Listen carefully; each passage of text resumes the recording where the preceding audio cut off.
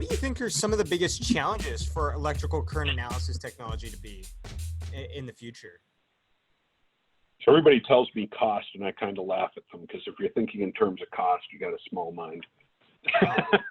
I always say that. And if you're a salesman trying to sell based on cost, you shouldn't be in the business. Electricity is scary. So how do you collect data for electrical signature analysis? Well, if you got a data collector like I do, you're usually opening a panel. Yeah.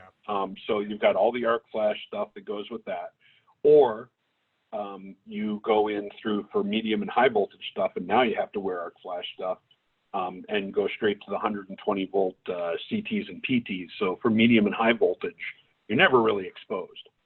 I think the primary thing has just been electricity is mysterious. People just don't know enough about what's dangerous, what's not. And I think there is a very valid point to say that there are parts of electricity that are very dangerous and very scary. Oh, yes. I've seen my share. Yeah.